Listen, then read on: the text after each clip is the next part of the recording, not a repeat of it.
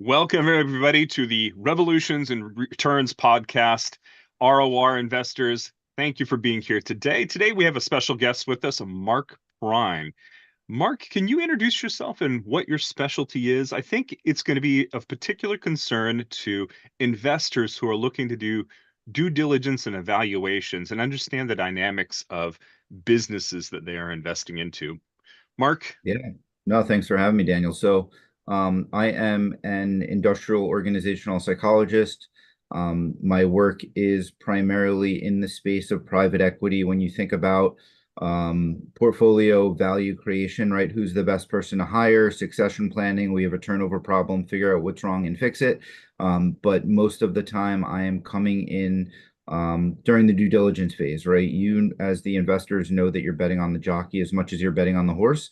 And so you want to have somebody look at the management team and really say, are these the people that we want to be betting on, right? Or you're in the middle of a roll-up strategy and you're thinking, how do we put these two organizations together? Right. On paper, we understand all the things that we want to do, but then there's the actual people that get in the way. And so there's a ton of data that, people are the reason that most deals go sour and things derail. And so my work is all focused on that side of the transaction. I always view uh, growing in your financial education as a journey. And one of the things that I have learned is that it doesn't matter whether you're doing real estate or whether you're doing any type of investment there is, people are the core resource of that investment. And of course, you have to have a business plan to go along with it. But the largest area for potential concern, I guess, would be the people. And it's also, of course, your largest resource there as well. And so it's really interesting to be able to come at it from a psychological point of view and understand who is going to get the job done. Let me ask you, are you in this business as an academic researcher? Are you a consultant? How exactly No, do absolutely. you make So your role? I'm a consultant. Okay. I've got a consulting firm, and that I started about 6 years ago, and we are focused on all of the things kind of people in a deal, kind of as we're talking about. I All right. have participated in research throughout the years, and through my doctoral program and a little bit afterwards, but um I'm a Okay. people person and need to be out there and not, sitting So and collecting data. you're no stranger to being an entrepreneur then. You've started your own firm. Let's start there. How did you acquire your first couple of customers when starting a firm like this? Oh yeah. It's an interesting niche. Yeah, no, absolutely. So I guess I'll start back with, I started my career at one of those Arthur Anderson spinoff firms here in the Philadelphia area where, the partners who didn't want to go to Accenture and whatnot after Enron, they kind of went and set up shop somewhere else. And so through that, I learned just good business development skills, right? Like I tell a lot of people like starting in that big firm kind of mindset, that's a great way to start a career, right, Daniel? You talked about where you came from a little bit earlier when we were chatting, and just, you learn how to be a consultant, right? You learn how to put together the proposal. You get to see people who are partners in action, and that's always kind of a great thing to understand, like, oh, that's how it's done, right? Do, My firm was purchased by Grant Thornton and was at that kind of big four type model for a long time. So or so sorry, I should say. oh, I was going to say your first couple of customers, were they from already in, contacts that you had coming out of that industry, and then you were able to roll that into your own group, or did Yeah, you do a lot of networking that was particularly effective, or conference going, or what was yeah, it no, like building that? yeah. So I went from the big firm to a smaller firm where I started, selling work, doing work, all of that kind of stuff. And then when I went out and started my own, it was kind of a mix, right? Mm. A mix of, doing some things where I could take clients out of my non-compete, and stayed at my other firm a little bit longer than you wanted to, and obviously no need to burn bridges and things like that. But then also, yeah, a lot of it was just networking. A lot of it was building partnerships has probably been the way that I've found, starting off was really great, right? I know that my expertise is an inch wide and a mile deep. And so are there good other firms that are out there that I can give them something else to sell? Right. Mhm. For me, it was executive search firms, it was small HR consulting firms, it was Mhm. other people who were doing some similar things and kind of around the hoop of where I wanted to be playing, and just kind of saying like, oh yeah, like a white label services for you. I'll do right like that kind of those Yeah, first days of entrepreneurship where it was swing at every pitch, right? absolutely. No deal was a bad deal. You never knew where a conversation. I was definitely the most, caffeinated individual in Philadelphia, right? The number of coffee meetings and the number of, lunches and things that I was doing those days, right, was great. Exactly, right? That's where I think like the grind started, and so, I had built the Well, niche that of private. Yeah, go ahead. yeah, I was going to say a lot of people don't realize how much effort it is really to bootstrap like that. And so congratulations to you. That's incredible. I like the fact that you said you gave other people something to sell and you were white labeling their services. So did you come to them and say, "Hey, I have this expertise in," and perhaps maybe we you could describe your expertise really Oh, quickly yeah. here. What did you say to them that you what was the service that they were reselling?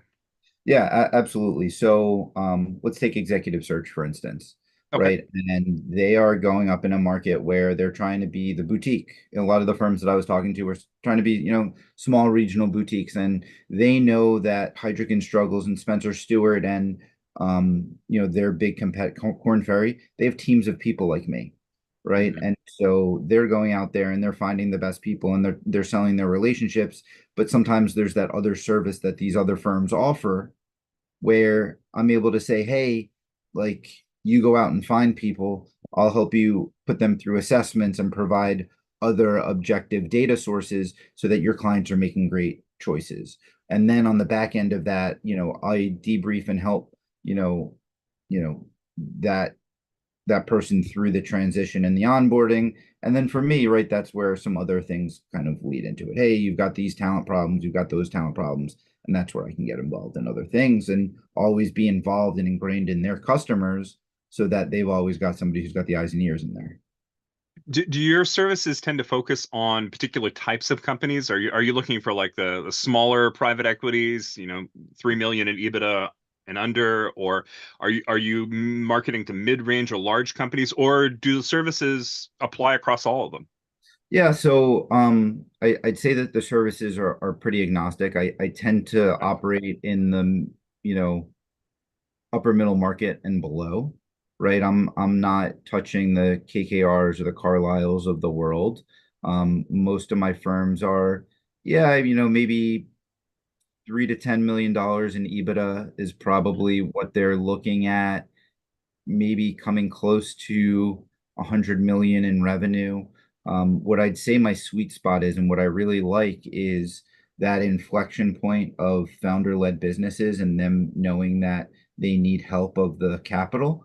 And a Hmm. lot of the firms, this whole idea of value creation is something that I'm really enjoying within the private equity, right? Like Yeah. financial engineering only takes you so far, right? And so it really started off with, okay, well, we're going to buy these companies and then we're going to add them all this go-to-market services, right? Your external CROs, your partners in there, right? And then some of the tech-focused ones, right? Oh, we're going to give you these development tools, we're going to give you all of these kind of back-end things and help to speed up the growth and really thinking about that inflection point where, hey, we need to professionalize our workforce, right? Hmm. We're getting asked to do things that we've never done before. Me as a founder have maybe hit the Peter principle, right? And you've kind of hit the limit of your competence and, recognizing that maybe and saying like, I need other help, or thinking Hmm. that you need other help because you're going to be the person who drives it forward. And so those are some of the fun ones for me, right? Where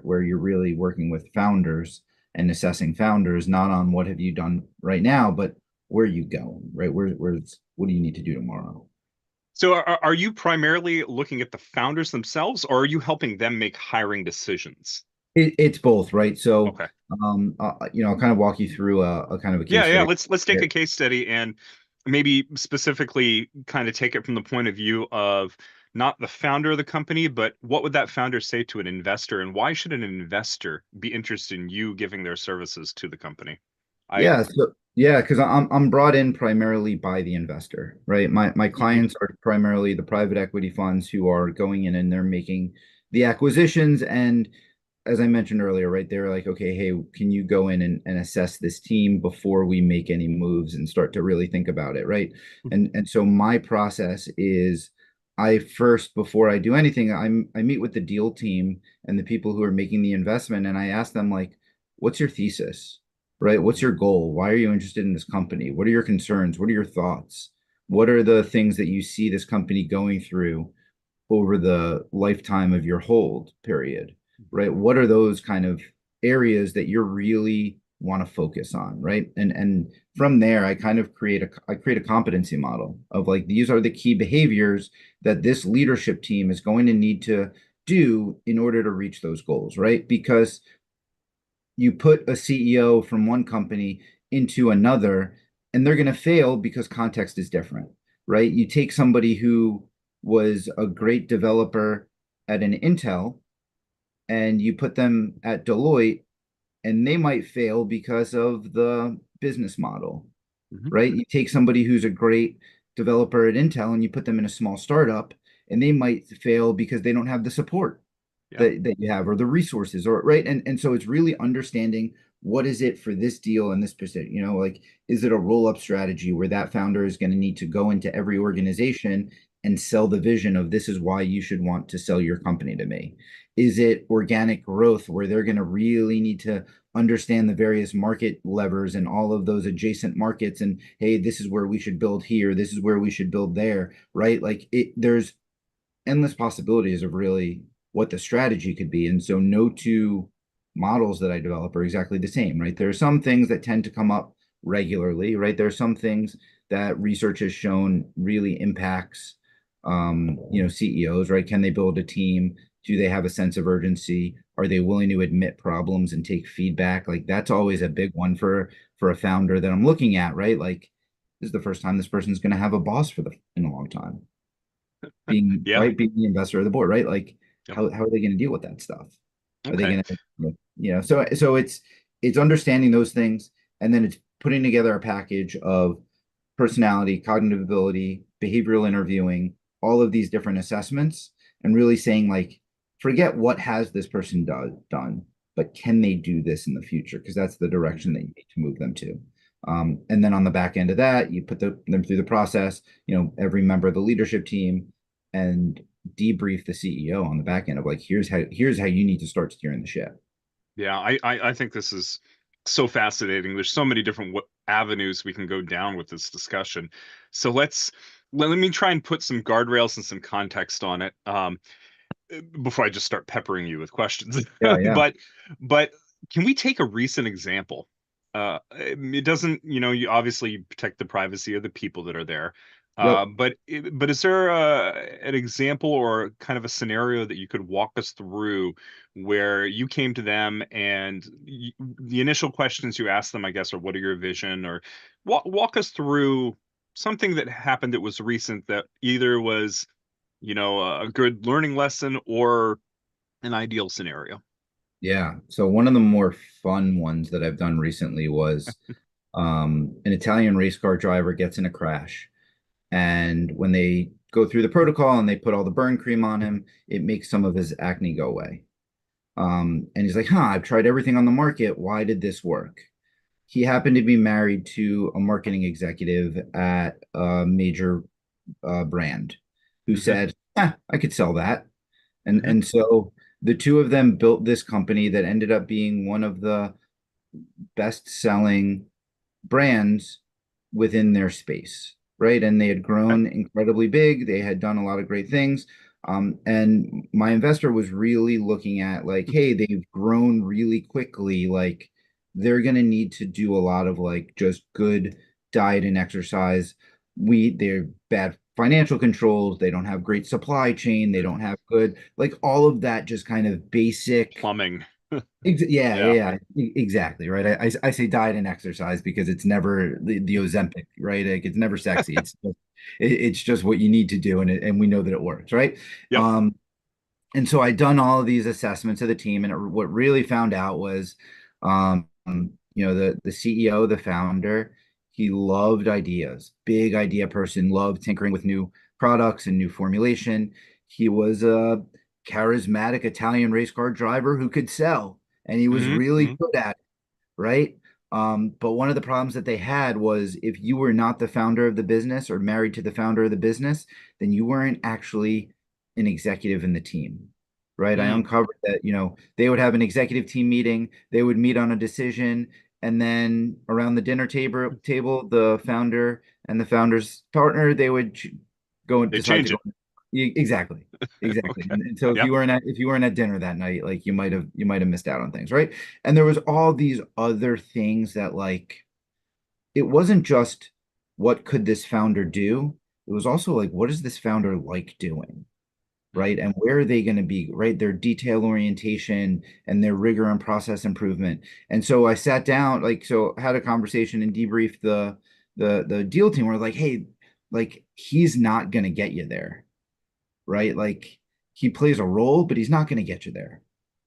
And really sat down with the CEO after the deal closed and kind of said, like, let's talk through what you need to do. Like Hmm. let's go through this competency model, right? There's a crazy phenomenon within psychology that if you tell somebody what you expect them to do, they're more likely to do it, right? And so Surprise.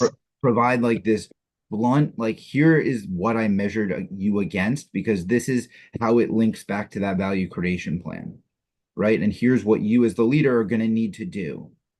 Andy And Grove, the Intel CEO, he's famous for saying, "Measure what matters." yeah, yeah, yeah. I That's his mean, book. John Doerr wrote a whole book about it, right? Hmm. And so like just getting like really specific and he was like, I don't want to do those things. Like and kind of saying like, hey, like, do you want like you still have all your equity, you still have all of these things, like using that bad Mark Cuban quote, like, do you want 80% of a grape or 20% of a watermelon? Right? Like you have the opportunity if you play your cards right for intergenerational wealth, Hmm. right? And like bring in somebody, keep your title, you get to be the CEO, bring in somebody to be the president, right? Have them deal with the financial acumen stuff, have them deal with the operational kind of process improvement, supply chain, the rigor, the system, help them build. You go play with R&D and get to do like new ideas. You get to be the face of the brand and go out there and sell to your heart's desire, Hmm. right? And so helping them recognize that, helping them, facilitate that conversation with the deal team and the investor to say like, yeah, like this is the path that's going to get us where we want to go. How hard is it to make somebody realize? I mean, in the United States and everywhere, I think there Yeah, are a ton of great small businesses that never really, yeah, hit that next level because the entire operation of the business is tied up with one or two people, right? yeah, And they've got a great skill set that gets them to a certain level, but then they need to bring on other people in order to make them hit that next level. How how so, I'm going to generalize this. How many different types of personalities are needed to grow to that next level? I guess what I'm trying to say is that in your experience, is there a minimum number of skills that have to be distributed amongst various people in order to say go from that smaller private company to a 3 to 10 or from a 3 to 10 to a 20 to 30? Is yeah. there is there a what are the key core competencies that are needed to make that jump? Yeah, and I mean that openness to experience is definitely going to be one of them, right? There's going to be that rigor, but every one of those situations are going to call for different skill sets. And it's, are you going to evolve and grow with the business? Do you have the capacity? Do you have the desire? Do you have the motivation? Or like I was doing a 360 recently for a client who he's a portfolio company CEO. This is the fifth time he's been a lower middle market portfolio company CEO, and he's like, once we hit $200 million in revenue, that's my ceiling. That's the time for them to bring in a different person. Like anything more than that, I'm not your guy anymore. And he just rinse and repeats, and it's like he grows up, it's like he plays shoots and ladders, right? He goes all the way up, and then he takes the slide back to the starting point, right? Like there's some Yeah, research that he came out knows a couple. what he's good at. Exactly. Exactly. Like there's some research that came out a couple of years ago that says, like 75% of portfolio company CEOs are removed during the point of an investment life cycle, right? 35% of that happens in the first 2 years, is after the first 2 years, right? 50% in the first year, 2 years, and then 15% really at the start of the investment, right? Mm, And most people, like 4 out of 5, say that they waited too long, hmm hmm right? And so like General Atlantic, the big, private equity fund in New York, they did research on this, and like there is difference when you wait too long and when you have to do it more than once. hmm Like your IRR, if you wait a year, your IRR drops like considerably, right? Yeah, If you have to make more than one CEO change, it drops considerably. And absolutely. so like do it quick, get it right, set yourself up for success, and help those people recognize like, you know, these people don't like they when you tell them those personal things like, hey, your personal equity, you're not losing your board seat, you're not losing your, like, Yeah. So, with roll-up companies, I think yeah. that a lot of the ROR investors here are going to be interested in either funds that buy roll-up companies. I know that's a popular strategy, or maybe individuals who do. Does that tend to what percentage of your work does that tend to be? And what are some of the other strategies that investors might consider? Yeah, so there, what's really important, and I do a lot of work in roll up, due diligence, and some of the things that are really important in those situations are making sure that you're looking not just at the leaders, but at that kind of next level down, and like how are they going to integrate well into it, right? Like, is the strategy to keep them as like a standalone business unit within, within the broader organization? Are you expecting these people to now collaborate and work together? Like, what's the actual vision that you're looking for, right? Like, are Hmm. you you know, oh, we do HVAC and heating systems, and we're going to add on, electricians, and we're going to add on plumbers, and just be the one-stop shop? Or are you going to be oh, their product and our product are really close together. Let's get them working and cross-selling and doing other things together, right? Like there's those different strategies within it, and all of those kind of bring interesting areas, right? Like what's really interesting there is that becomes a lot more of a change management project, Right. right? A lot more of like, how do we get these people to start thinking it? It's like, think about hiring somebody and hiring 300 people who all know each other on the same day, because Hmm. that's really what you're doing. No. How do when you are coming in as a consultant and you're trying to make an evaluation of a group, and I know we only have a few more minutes left in the Yeah, podcast here, but yeah. what are some of the initial questions, or not questions, maybe some initial red flags or things that are really easy to spot, like that's good, that's bad.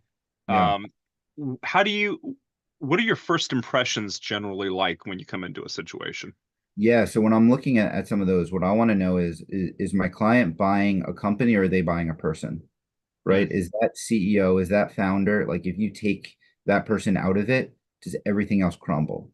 Right? Are the people that are those next layer downs, are they loyal to the business and the customers, or are they loyal to that founder? Right? We did one recently where the CEO's wife knitted a blanket for every single baby employee that's ever happened. And this is a 40-year-old that's company. wonderful.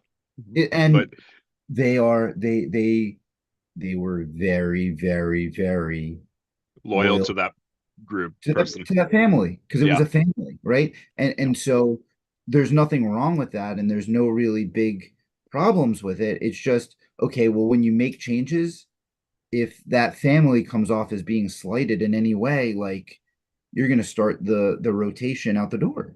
Yep.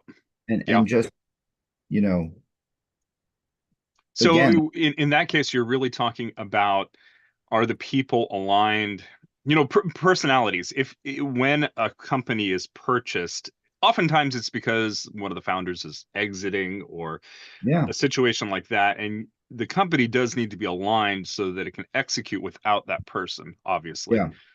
Um, are there any tells that a situation is wrong or in need of fixing? Yeah, when you see, so a lot of the times, some of the questions that I'll ask really get at like, some of the cultural elements, right? How do decisions here get made, right? How does conflict get resolved? And when you see everything go through one person or one group of people, then like that's going to be a problem, right? Interesting. And what are S- they, proud Go of? ahead. Yeah, no, So, go ahead. so if I'm hearing this correctly, you mean distributing authority and distributing decision making is healthier for an organization than concentrating it. Is that what I'm hearing, or is that I mean, like that might have worked for the small company, but if that's all concentrated, then when you add them into a different, broader area and you're expecting them to integrate, then you're going to see some problems there, right? If they're yeah. going to be a standalone business unit and that person is going to just continue to be the rainmaker, great, that could Hmm. work, right? That's I wouldn't be a good consultant if I didn't say it depends at least once. Um, right? That's And then second to last question, what types of businesses are hitting the marks here and doing this well? um, Is there a so particular sector or uh, set of no, values or something that tends to? yeah, I think the ones who I think that the ones who really started off with a really good foundation, right? Like the businesses that I see early on that when they were in their infancy, they started something like OKRs, they started something like EOS and the traction system, right? Like I don't care what the system is, some of those just basic organization and structural things like that puts in just good processes. Oh, we're going to do feedback loops. Oh, we're going to do performance reviews. Oh, we're going to, get other people and collaborate, right? Like, some of those places that are really, really diligent on like agile methodology, but they don't just do it for development, they do it across the business. Hmm. I, I think they Okay. do it well. Mark, do you want to give out your contact information? You don't necessarily have to, but if you do, I Absolutely. want to give you the opportunity. Yeah, so feel free to find me on LinkedIn at Marc Prine or MIP Consulting. My email address I'll be happy to share with you. It's Marc MARC at MIP Consulting LLC.com. So a little bit long, but happy to chat and thanks for having me, Daniel. This was a lot of fun. Yeah, Mark, thanks. It was really educational, and I think that this conversation, I mean, once you get down systems on paper and start going through it, there are just so many ways. I think this is a fascinating conversation, and you've got an interesting job because you're working with people and you're making businesses better. So, thank you for being on the Revolutions of Returns podcast, and we will talk to you soon.